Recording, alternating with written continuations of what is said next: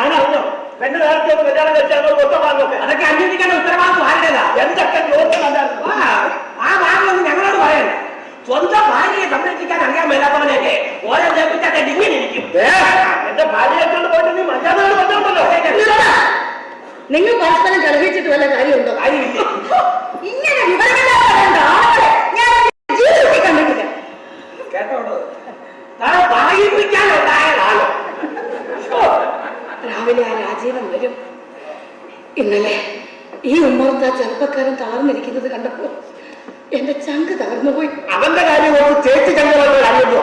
നമ്മുടെ കൊച്ചിന്റെ കാര്യം ഓർക്കുമ്പോഴാ വിഷം. ഈ നഗരക്കാരുണ്ടാക്കുന്ന പുല്ലിനെയൊക്കെ കണ്ടുപിടിച്ചതും കല്യാണം കഴിഞ്ഞതും അവൻ തന്നെയല്ലേ? നമ്മുടെ അവൻ അങ്ങനെ ഒരു ബുദ്ധിമോശം പറ്റിപ്പോയി. മോട്ടപ്പന ആ പെൺകൊച്ചിനെ കണ്ടപ്പോഴേ ഞാൻ ചേട്ടനോട് പറഞ്ഞതാ അത് നമ്മുടെ കൊച്ചന്റെ കൈക്കൊന്നുകയാണ് പറഞ്ഞതാണോ? എടാ നീ പലപ്പോഴും പറയുന്ന വിവരക്കേട് കൂട്ടത്തിലുള്ള എന്ന് ഞാൻ കരുതുന്നു. അവന്റെ തീരുമാനം തെറ്റായിപ്പോയി. ഇനി മുതിർന്നവരായ നമ്മളാണ് പരിഹാരം കാണേണ്ടത്. ആണോ? ആണോ? പരിഹരിക്കാം. ഫലത്തിൽ പെണ്ണിന്റെ അവകാശം രണ്ടുപേർക്കും ഒരുപോലെ. ഈ നല്ല പുള്ളിയും നിന്റെ പുള്ളിയും അവളെ കല്യാണം കഴിക്കണം. പെണ്ണിനെ ആർക്ക് കൊടുക്കണം എന്നുള്ളതിനാണ് നമ്മൾ തീരുമാനമെടുക്കുന്നത്, അല്ലേ? ഒരു നിസാര കാര്യമല്ലേ? ഇതിനാണ് ഈ ലോകപരിചയമുള്ളവന്റെ വില അറിയുന്നത്. ദക്ഷിണാഫ്രിക്കയിൽ പോയത് വലിക്കാനല്ല, മനസ്സിലായോ? പെണ്ണ് രണ്ടുപേർക്ക് തുല്യ അവകാശമാണോ? സംശയമില്ലല്ലോ. മുകുന്ദന് വേണ്ടി ചേട്ടനൊരു അഭിപ്രായം പറയുമല്ലോ. തല വേണോ വാല് വേണോ? തല വീണാൽ പെണ്ണ് മുകുന്ദൻ, വാല് വീണാൽ മറ്റവനോ? ഭാഗ്യം നിർഭാഗ്യങ്ങളുടെ കളിയാണ്. ഒരുപാട് സ്ഥലത്താണ് ഇത് ചെയ്തിട്ടുണ്ട്. ഭഗവാനെ പറഞ്ഞു ഇതെന്റെ ജീവിതം. നിനക്ക് നാളെ തീരുമാനിക്കാനുള്ളതല്ല. ഞാൻ തീരുമാനിക്കും. അവർ അനുസരിക്കും. അനുസരിക്കണം. അവർക്കൂടെ തോന്നണം. അനുസരിക്കും.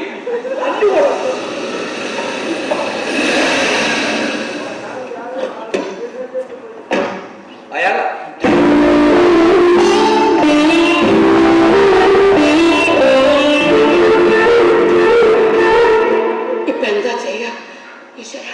അമ്മയുടെ തെരഞ്ഞെടുപ്പല്ല അബദ്ധമായി പോയെന്ന് പറഞ്ഞ് സ്വന്തം ഇഷ്ടപ്രകാരം തെരഞ്ഞെടുത്തല്ലേ ചേട്ടാ.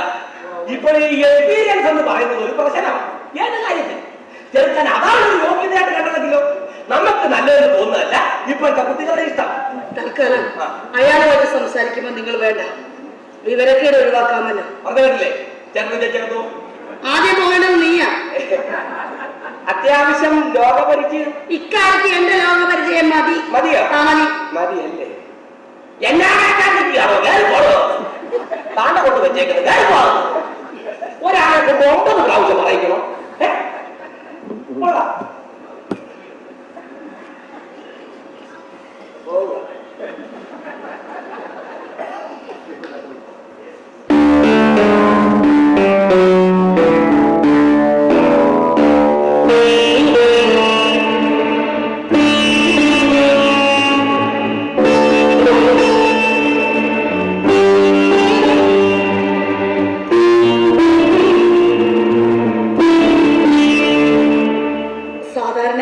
സംഭവിക്കുമ്പോ ആൺകുട്ടികൾ പോയത് പോട്ടെ എന്ന് കരുതി പിന്തിരിയാറാണ് പതിവ്. അവരുടെ ഭാഗത്ത് നിന്ന് എനിക്ക് ഇഷ്ടപ്പെടാത്ത ചിലതൊക്കെ കണ്ടപ്പോൾ വഴക്ക് പറഞ്ഞു നോക്കി. സാമ്പത്തികമായി ഒരു ബുദ്ധിമുട്ടുമില്ലാതെ ദുബായിൽ വളർന്ന കുട്ടി എന്നൊക്കെ പറയുമ്പോൾ നൈറ്റ് ക്ലബ്, ഫ്രണ്ട്ഷിപ്പ്, അങ്ങനെ പല പല കാര്യങ്ങൾ. ദുബായ് ഉറങ്ങാറില്ല. ഇന്ന് കണ്ട ദുബായ് അല്ല നാളെ കാണുന്നത്. അതിൽ വീട് പോകുന്നവർക്ക് ജീവിതം അങ്ങനെയൊക്കെയാണ് തോന്നിപ്പോകും. വഴക്ക് പറഞ്ഞാൽ അനുസരിച്ചില്ലെങ്കിൽ നമ്മൾ എന്താ ചെയ്യുക? ഭർത്താവല്ലേ, ചിലപ്പോൾ അടിയൊക്കെ കൊടുത്തു പോകും. ഗൾഫിലൊക്കെ പോയി കുറെ പണം ഉണ്ടാക്കിയെന്ന് കരുതി നമുക്കൊരു സംസ്കാരമില്ലേ? ഭാര്യ അടിക്കുന്നവർ, ഭാര്യയ്ക്ക് സ്വാതന്ത്ര്യം നൽകാത്തവർ, അങ്ങനെയൊക്കെയായി പിന്നെ വ്യാഖ്യാനം.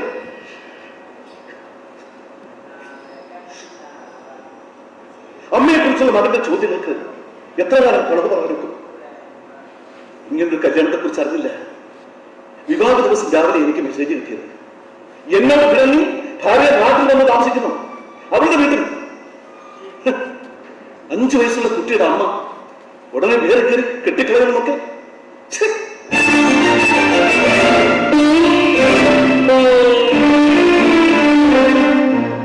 അതാണ് പെണ്ണ്. പെണ്ണിന് മാത്രമേ പറ്റൂ.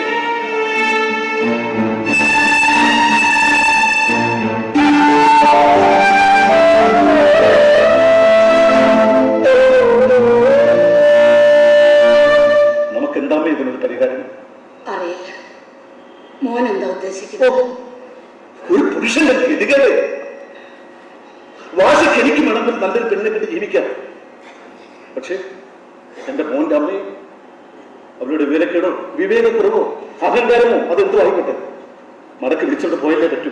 തനിക്ക് നാണമുണ്ടോ?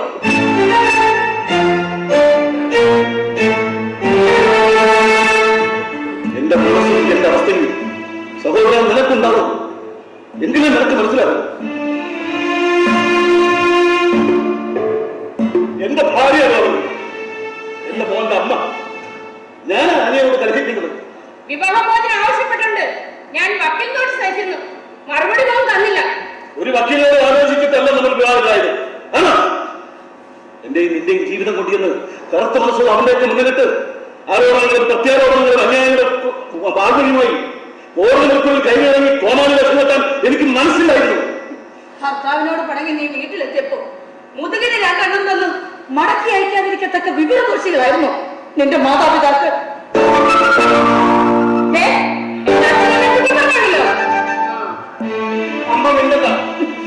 നിന്റെ ജീവിതത്തിൽ ഇത്തരം ഒരു നാണം കെട്ട വിചാരണ നടക്കുമ്പോ ഞാൻ മിണ്ടാതിരിക്കേണ്ട കാര്യം എന്താണ്?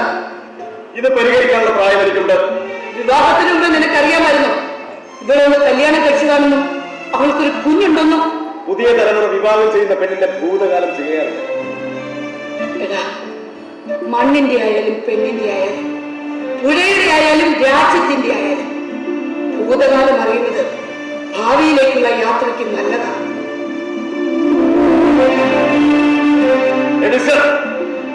എന്റെ ഭാഗത്ത് നിങ്ങൾ വേണ്ട എന്ന് അവർ തീരുമാനിച്ചു കഴിഞ്ഞു. പിന്നെ എന്തിനാ നിങ്ങൾ ഇങ്ങനെ ഒരു കോമാളി വേഷത്തിൽ?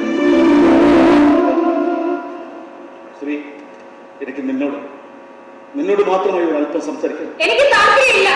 നമ്മുടെ മോനെ ഓർത്ത്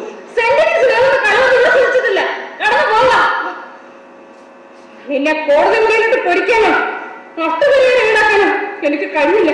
നീ ഇന്നലെ കല്യാണം കഴിച്ച് ഇവന്റെ മുന്നിലിട്ട് നിന്റെ മുഖമച്ചെന്ന് തന്നാല് കഴിഞ്ഞാൻ പറ്റും. എന്റെ മോന്റെ അമ്മയെ തിരിച്ചറിവില്ലാതെ സ്വന്തമാക്കും നിന്നെ ഞാനെങ്ങനെ ചെയ്തത്? കഴിയല്ലേ? താനൊക്കെയാണ്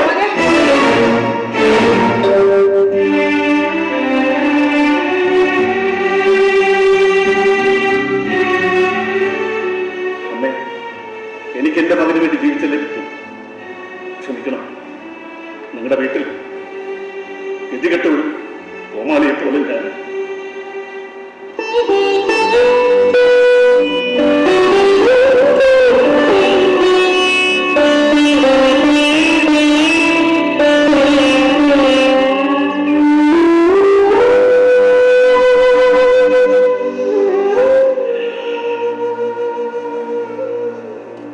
All the best. Wish you a happy married life.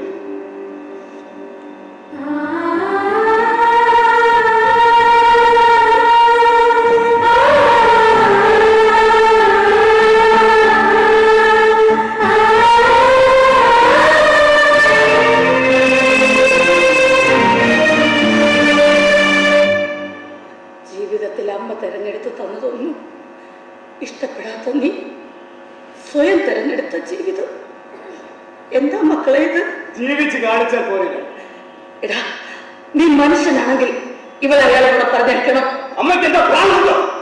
ഇപ്പൊ അയാളെ വേണ്ട എന്ന് തീരുമാനിച്ചതുപോലെ നാളെ ഇവൾ നിന്നെയും വേണ്ട എന്ന് പറഞ്ഞ അങ്ങനെ പറയുന്നത് എന്തെങ്കിലും ഉറപ്പുണ്ടോ? നാളെ പറ്റി പ്രവചിക്കാൻ നമ്മളാരും ജ്യോതിഷികളല്ല. നാളെ അമ്മയോ ഞാനോ ഒക്കെ ജീവിച്ചിരിക്കുമെന്ന് എന്തെങ്കിലും ഉറപ്പുണ്ടോ? എടാ, വാദിച്ച് സ്ഥാപിക്കാനുള്ളതല്ല ജീവിതം. ഞങ്ങൾ ഒരുമിച്ച് ജീവിക്കുന്നതിൽ അമ്മ എന്തിനു പറയുന്നതാണ്? ഇവൾ മറ്റൊരുത്തന്റെ ഭാര്യയാണ്. അത് കഴിഞ്ഞ കഥ. സ്ത്രീകൾ ഇപ്പോൾ എന്റെ ഭാര്യയാണ്, എന്റെ മാത്രം. ആകാശം ഇടിഞ്ഞു വീണാലും ലോകം എന്റെ കാഴ്ചവെട്ടിൽ ഇവിടെ അവസാനിക്കുമെന്ന് വന്നാലും ഞങ്ങൾ ഒരുമിച്ച് ജീവിക്കും.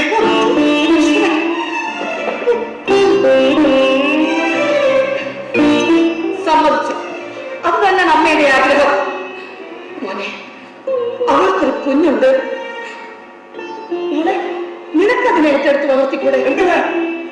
എന്തൊരു കണ്ടന്റെ കുഞ്ഞിനെ ഞാൻ ഏറ്റെടുക്കും. അത് നിന്റെ ഭാര്യ പ്രസവിച്ച മകനാണ്. അവൾക്കില്ലാത്ത താല്പര്യം അമ്മയ്ക്കെന്താ? ആര് പറഞ്ഞു അവൾക്ക് താല്പര്യമില്ലെന്നും? ഒരു പക്ഷെ നീ എതിർക്കുമെന്ന് വിചാരിച്ചാണെങ്കിലോ? മോളെ, ഈ പ്രായത്തിൽ നിന്റെ മകന് അമ്മയുടെ പരിചരണം, കരുതൽ, ഇതൊക്കെ ആവശ്യം. മകനെ വളർത്തേണ്ടത് നീയാ. ഞാൻ കല്യാണം കഴിച്ചപ്പോ കുഞ്ഞിനെ അയാൾക്ക് വളർത്തണം. മനുഷ്യത്വം ഇല്ലാതെ സംസാരിക്കുന്ന നീ അമ്മയാണ് യോഗ്യതയില്ലാത്തവ, ഒരു സ്ത്രീയാണ് യോഗ്യതയില്ലാത്തവ.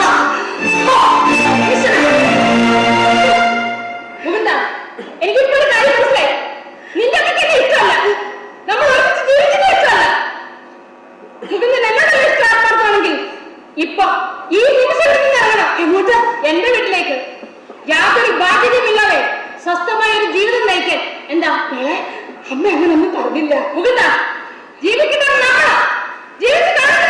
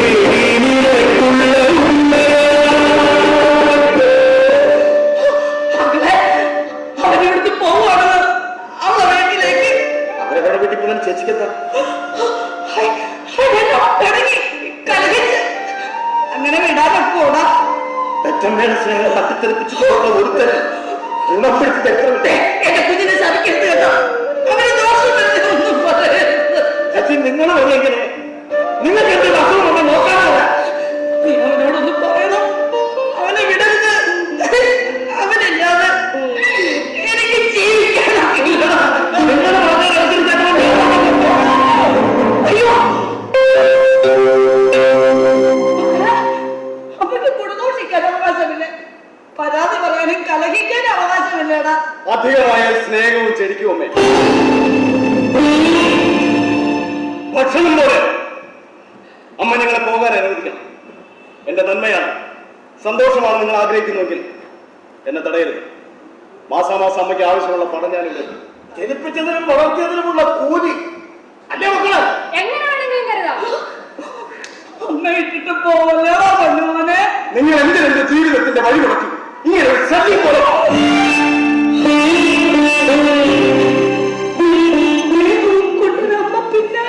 മലയെ തടവിലിരുന്ന് നിങ്ങൾ അമ്മ കേട്ടോ.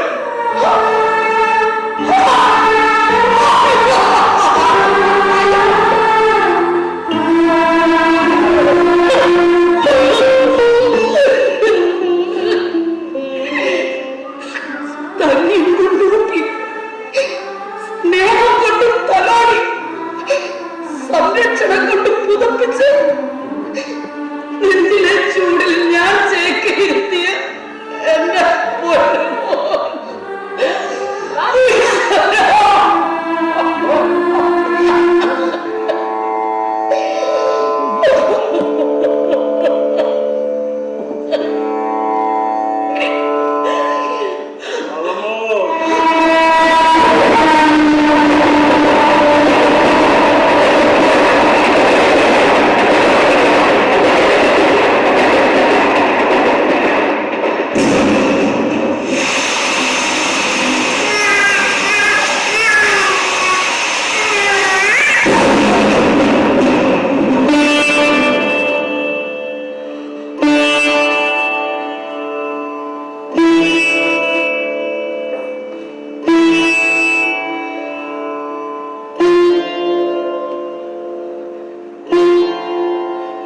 അനന്തരം 27 വർഷങ്ങൾക്ക് മുമ്പ് ബോംബെയിലെ ഒരു ആശുപത്രി വരാന്തയിൽ പ്രസവത്തിൽ അമ്മ മരിച്ചുപോയ ഒരു ആൺകുട്ടിയുമായി ഇനി എങ്ങനെ ഈ കുട്ടിയെ എന്ത് ചെയ്യണമെന്നറിയാതെ വിഷമിച്ചു നിൽക്കുമ്പോ കാരുണ്യത്തിന്റെ മുഖമുള്ള നിങ്ങൾ എന്റെ മോനെ ഏറ്റെടുത്തു. ആ മോനെ തേടി വന്നതാ ഞാൻ. ആ കുട്ടിയാണോ ഇവൻ?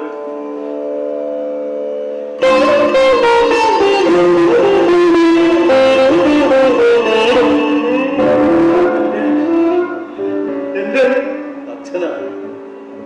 അമ്മ നിന്നെ പ്രസവിച്ചപ്പോഴേ മരിച്ചുപോയി. പിന്നെ ഇത് കയ്യിലിരുന്ന് കാണുന്ന കുഞ്ഞിനെ കൊണ്ട് ഉപേക്ഷിക്കണമെന്ന് അറിയാതെ വിഷമിച്ചു നിൽക്കുമ്പോ കളയണ്ട, ഞാൻ വളർത്തിക്കൊള്ളാമെന്ന് പറഞ്ഞ് ഏറ്റെടുത്ത ലക്ഷ്മി ദേവിയുടെ മുഖമുണ്ട്.